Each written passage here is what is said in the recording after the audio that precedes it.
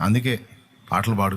మనుషుల మనసులలో ఏ చోటు లేకున్నా మంచిదైన నీ మదిలో నాకు చోటునిచ్చావు.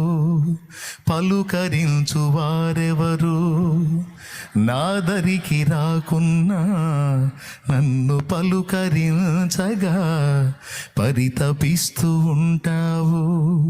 కంటి పాపలా నన్ను కాపాడుకుంటావు. కంటి పాపలా నన్ను కాపాడుకుంటావు. చంటి పాపలా నన్ను చంకనెత్తుకుంటావు. చంటి పాపలా నన్ను చంకనెత్తుకుంటావు. ఇది నా అనుభవం, నా అనుభవం ఇది. నేను ఒంటరైన వేళలో, ఎవరి ప్రోత్సాహం నాకు లభించని దినములలో, నేనే నలుగురిని ప్రోత్సహించాల్సిన పరిస్థితుల్లో నేనున్న దినాల్లో మరి నేను ఎలా నిలబడగలుగుతాను? కానీ నిలబెట్టాడు ఆయన. ఒకే ఒక కారణం, ఆయనతో స్నేహం, ఆయనతో సహవాసం. ఈరోజు మీ అందరికీ చెప్తున్నాను, ప్రతి ఒక్కళ్ళకి, ఇక్కడ కూర్చున్న ప్రతి ఒక్కరికి యేసు ప్రభుతో వ్యక్తిగత అనుబంధం ఉండాలి. మీ ఎంతమందికి ఉంది? మీలో ఎంతమందికి ఉంది?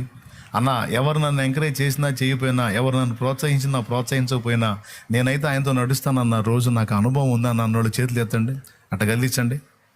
లైవ్లో జూమ్లో ఉన్నోళ్ళు కూడా చేతులు ఎత్తండి. నాకు ఉందన్న అనుభవం ఉందన్న, నేను ఆయన చేత నడిపించబడతాను, ఆయన ఆత్మ చేత నడిపించబడతాను అన్నోళ్ళు దేవునికి మహిమ. అందుకే మీరు కనెక్ట్ అయి ఉన్నారు దేవుడికి. అవును, అలా దేవునితో పర్సనల్ రిలేషన్, వ్యక్తిగత అనుబంధం, వ్యక్తిగత సంబంధం ఏర్పరచుకున్న వాళ్ళు ధన్యులు. వాళ్ళ భక్తి పాడు కాదు, వాళ్ళు చెదరిపోరు, త్రోవ తప్పరు.